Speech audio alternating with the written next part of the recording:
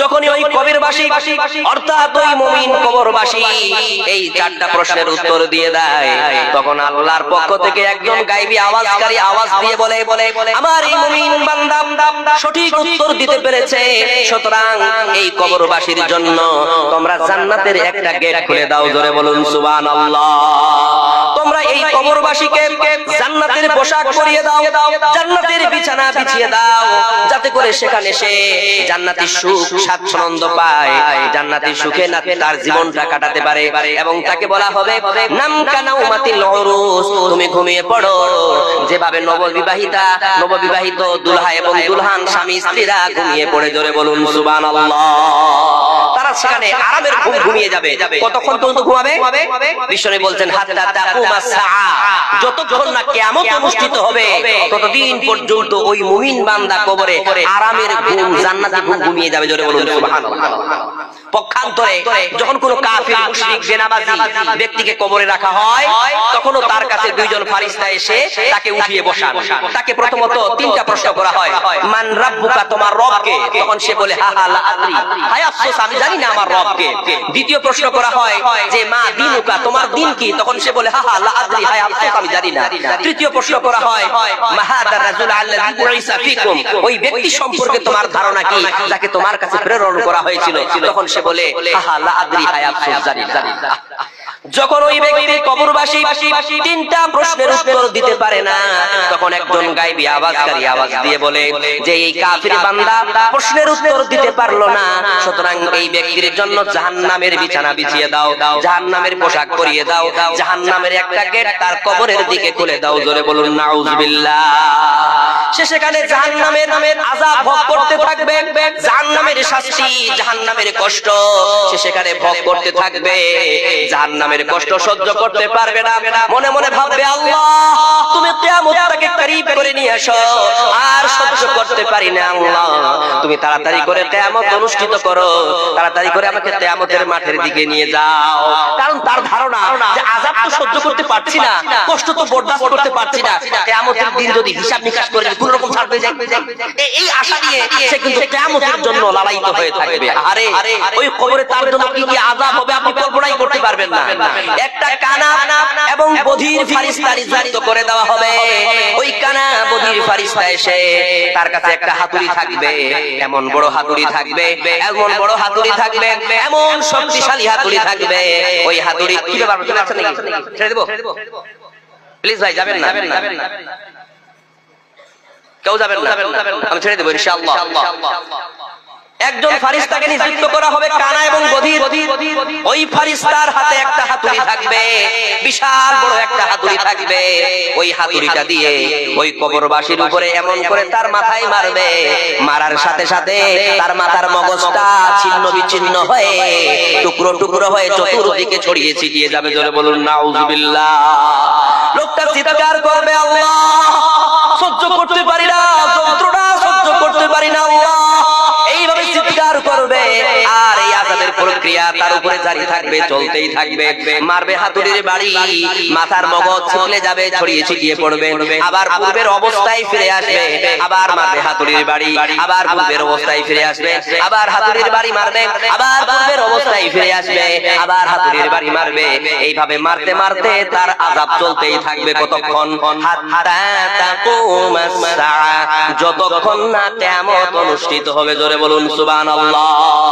প্রিয় ভাইরা, আমি আপনাদেরকে জাগ্রত করতে চাই, মা বোনেরা জাগ্রত করতে চাই, আপনি আজকে পৃথিবীতে দুনিয়ার জন্য, সন্তান সন্ততির জন্য কত না কি করতেছেন, নিজের ইবাদত থেকে গাফিল হয়ে গেছেন, কিন্তু একটিবার কি চিন্তা করেছেন এই ধন সম্পদ টাকা পয়সা সবকিছু দুনিয়াতে রেখে দিয়ে যখন আপনি ওই কবরে চলে যাবেন আর এই হাতুড়ির বাড়ি খেতে থাকবেন, মাথা তিতলে যাবে, বলুন এই ধন সম্পদ টাকা পয়সা সন্তান সন্ততি কি কোনোদিন আপনার উপকার করতে পারবে?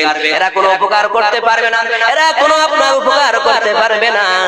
যদি আপনার আমল ঠিক থাকতো, যদি আপনি মুমিন হয়ে ঈমানের হালাতে নামাজের অবস্থায় যদি দুনিয়া ত্যাগ করতেন, তাহলে সেই দিন হয়তো আপনি এই হাতুড়ির বাড়ি থেকে নিরাপত্তা পেতে পারতেন। জোরে বলুন সুবহানাল্লাহ। নিরাপত্তা পেতেন কি পেতেন না? অবশ্যই পেতেন। তাহলে আমার কবর কিভাবে হবে আমাকে ভাবতে হবে না? অবশ্যই ভাবতে হবে। দেখুন প্রিয় ভাইরা, একটা কথা বলি যে কবর কত কঠিন জায়গা। আমি এদিকে হযরত উসমান রাদিয়াল্লাহু তাআলা আনহু যখন কবরের পাশে যেতেন তখন প্রচুর পরিমাণে তিনি কান্নায় ভেঙে পড়তেন। জোর করে তিনি কান্না করতেন। মনে হচ্ছে যে পানি, চোখের পানি স্রোতের ন্যায় বয়ে যেত।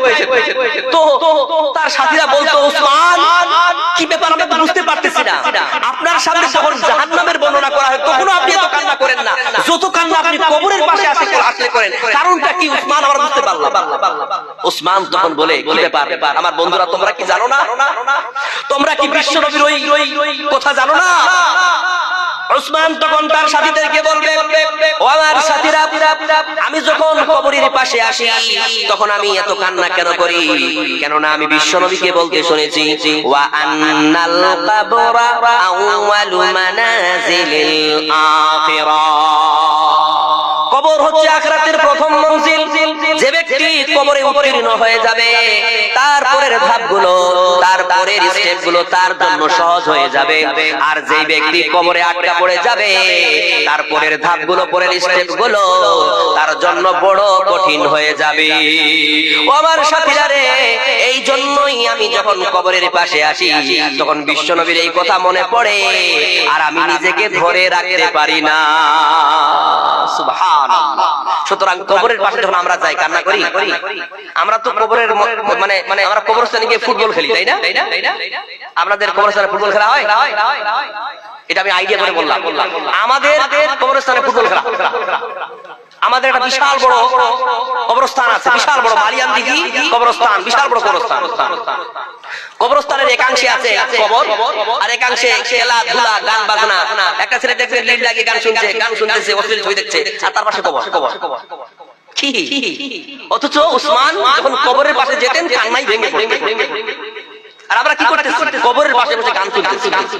খবরদার প্রিয় ভাইরা, যখন কবরস্থানে যাবেন কবরের পাশ দিয়ে অতিক্রম করবেন, দোয়া বলবেন, আল্লাহর কাছে কান্না করবেন যে আল্লাহ, এখানে আমার মতোই কোন একজন মানুষ শুয়ে আছে, আমার ভাই শুয়ে আছে, আমার মা শুয়ে আছে, আমার বোন শুয়ে আছে, আমাকে এই জায়গায় আসতে হবে। কবর জিয়ারত করতে মানা করা হয় নাই। আমাদের আহলে হাদিসরা ফতোয়া দিতে সব দেবার শিকারগুলো উঠিয়ে দিয়েছে। কবর জিয়ারতের জন্য কখনো বিশ্বনবী মানা করেন নাই। জুরুল কুবুর, কবর জিয়ারত করো, এটা বিশ্বনবীর আদেশ। কিন্তু একত্রিতভাবে আমরা কবর জিয়ারত করতে যেতে পারি না, কারণ যেহেতু আমরা সুন্নাত থেকে আমরা পাই না, তাহলে সেক্ষেত্রে আমরা বিদআত করতে পারি না। কিন্তু আমি পরামর্শ দিয়ে যাব আব্দুল আলিম বিন ইসমাইল দলিল দিয়ে যে বিশ্বনবীর আদেশ যে আপনারা কবর জিয়ারত করবেন, একত্রিত নয়, ওখানে গিয়ে হাত তুলে দোয়া এমনটা নয়, কিন্তু আপনি একাকী হবে কবরে যাবেন, কবরের পাশে বসবেন, আল্লাহর কাছে দোয়া করবেন যে আল্লাহ, এই কবরবাসী কিভাবে শুয়ে আছে, আমাকে তো একদিন এই জায়গায় আসতে হবে, কিভাবে থাকবো আল্লাহ, তুমি আমাকে নাজাত দাও, তুমি আমাকে মুক্তি দাও, তুমি আমাকে পাপ কাজ থেকে দূরীত রাখো আল্লাহ, তুমি আমার বিগত জীবনের সমস্ত পাপ মাফ করে দাও। এই ভাই আল্লাহর কাছে কান্নাকাটি করতে হবে, কি হবে না? দেখুন প্রিয় ভাইরা, কবর হচ্ছে আমাদের জন্য বড় কি কঠিন জায়গা। চিন্তা করে দেখো না কবরে কি যাইবা না, চিন্তা করে দেখো না কবরে কি যাইবা না, যেই কবরে আল্লাহ ছাড়া বন্ধু কেহ থাকবে না, যেই কবরে আল্লাহ ছাড়া বন্ধু কেহ থাকবে না, চিন্তা করে দেখো না কবরে কি যাইবা না, চিন্তা করে দেখো না কবরে কি যাইবা না। এই দুনিয়ায় সবই পর, কবর যে তোর আসল ঘর, এই দুনিয়ায় সবই পর, কবর যে তোর আসল ঘর, কেমনি সে তাই থাকবি পড়ে শুধুই মাটির বিছানা, চিন্তা করে দেখো না কবরে কি যাইবা না, চিন্তা করে দেখো না কবরে কি যাইবা না। এই দুনিয়া ছাড়িয়া কোথায় যাইবা ভাগিয়া, এই দুনিয়া ছাড়িয়া কোথায় যাইবা ভাগিয়া, মরণ তোমার লইবে ঘিরি যতই করো বাহানা, চিন্তা করে দেখো না কবরে কি যাইবা না, চিন্তা করে দেখো না কবরে কি যাইবা না।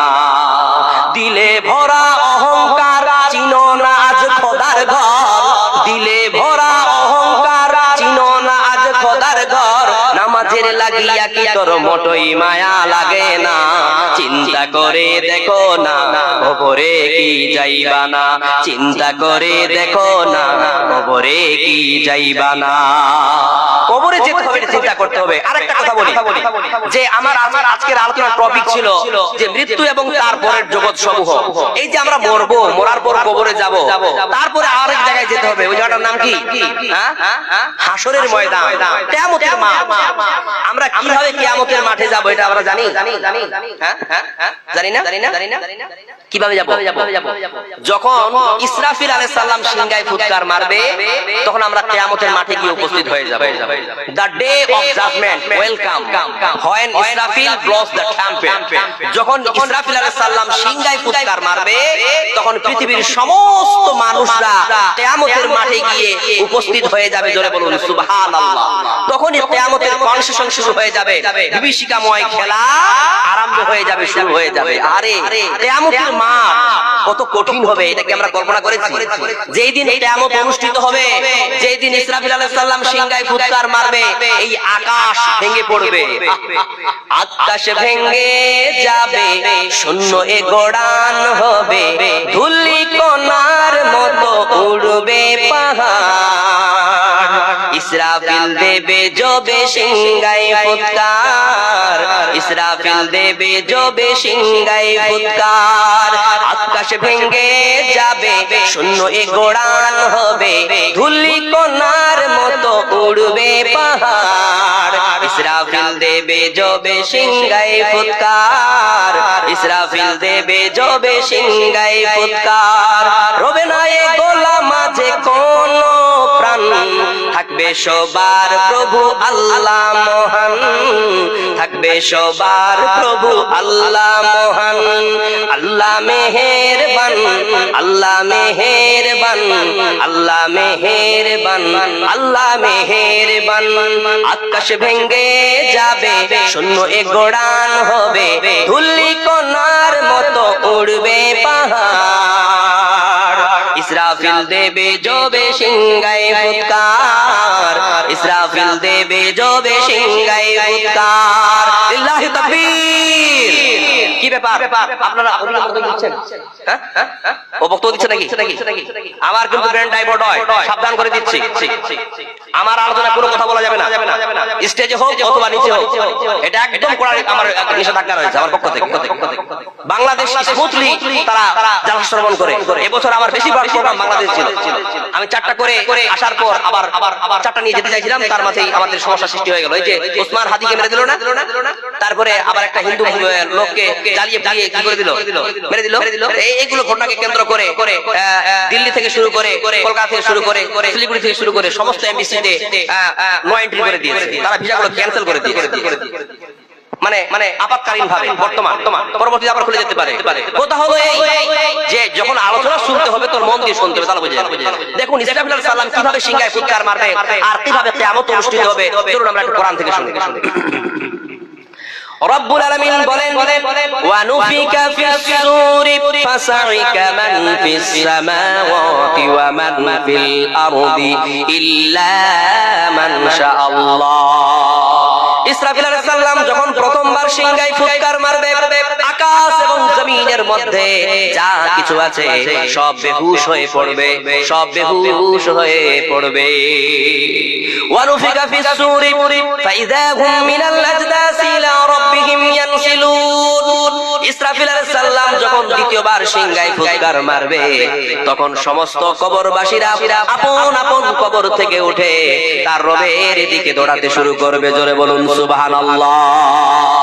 ওয়া ইয়াউমা ইউনফাকু ফিস-সূরি ফাফাজি'a মান ফিস-সামাওয়াতি ওয়া মান ফিল আরদি ইল্লা মান শাআল্লাহ ওয়া কুল্লু আতাউহু দাখিরিন।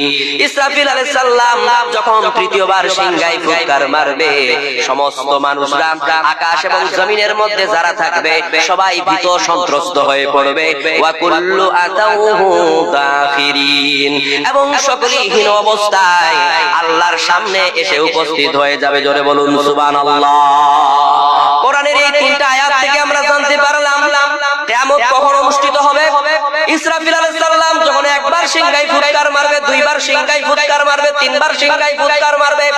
যখন ইসরাফিলের তিনবার সিংহায় ফুৎকার মারা হয়ে যাবে, তখনই কিয়ামতের কনসেশন শুরু হয়ে যাবে, বিভীষিকাময় দিনের খেলা আরম্ভ হয়ে যাবে। একদিন, এদিকে অ্যাটেনশন প্লিজ, মন দিয়ে শুনুন কথাগুলো।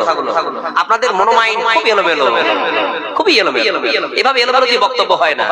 শুনুন, একবার বিশ্বনবী বলছেন যে যখন ইসরাফিল আলাইহিস সালাম সিংহায় ফুৎকার মারবে, তখন সমস্ত কবরবাসীরা, কি নারী কি পুরুষ, সবাই উলঙ্গ হয়ে উঠবে আপন আপন কবর থেকে, আর তার রবের দিকে দৌড়াতে শুরু করবে, অর্থাৎ কিয়ামতের মাঠের দিকে দৌড়াতে শুরু করবে। আর এই কথাটা আয়েশা শুনতে পেয়ে মুচকি হেসে বললেন, ইয়া রাসূলুল্লাহ, ইয়া আবার কেমন কেমন কেমন should not men and women look at each other's private part. নারী পুরুষ কি একে অপরের লজ্জাস্থানের দিকে তাকাতাকি করবে না? নারীরা পুরুষের লজ্জাস্থানের দিকে আর পুরুষরা নারীদের লজ্জাস্থানের দিকে তাকাতাকি করবে না? তখন বিশ্বনবী বললেন, আয়েশা, আরে তুমি যদি ওই দিনটির বিভীষিকাময় সম্পর্কে জানতে, ওই দিনটির ভয়ানক পরিস্থিতির ব্যাপারে জানতে আয়েশা, তাহলে তুমি এই কথাটা আজকে কোনোদিন বলতে পারতে না। আশা, ওই দিন কত কঠিন হবে তুমি নিজেই কল্পনা করতে পারবে না আয়েশা। ওই দিন মানুষেরা নাফসি নাফসি করবে, ওই দিনে মানুষেরা বলবে যে আল্লাহ আমার যে কি হবে, আমার যে কি হবে, আমার যে কি হবে। প্রত্যেকটা মানুষ পাগল হয়ে যাবে, প্রত্যেকটা মানুষ বলবে আল্লাহ আমার আমল আমার ডান হাতে আসবে না বাম হাতে আসবে, আমার যে কি হবে, কি অবস্থায় আমি থাকবো। আল্লাহ, এই যে একটা মানুষের টেনশন, মানুষের নাফসি নাফসিতে পুরো কিয়ামতের মাঠ গুঁজরে উঠবে। আর ওই দিন আয়েশা কোনো মানুষ একে অপরের লজ্জাস্থানের দিকে তাকাতাকি করবে এই সুযোগ পাবে? আরে আয়েশা, ওই দিন কোনো মানুষ এটা কল্পনা করতে পারবে না, ভাবতে পারবে না, রিয়ালাইজ করতে পারবে না যে আমি কি পড়ে আছি, আমি উলঙ্গ আছি না কি পড়ে আছি। ওই দিনের ব্যাপারে বলা হয়েছে, বিশ্বনবী বলেন, গর্ভবতী যে সমস্ত মায়েরা কিয়ামতের মাঠে থাকবে, তাদের গর্ভগুলো খসে পড়বে, তারা টের পাবে না, তারা বুঝতে পারবে না। আমরা জানি এই পৃথিবীতে যত যন্ত্রণা আছে, একটু আগে আমার পূর্বে শেখ মার সম্পর্কে বলতেছিলেন, মায়ের কত যন্ত্রণা হয়।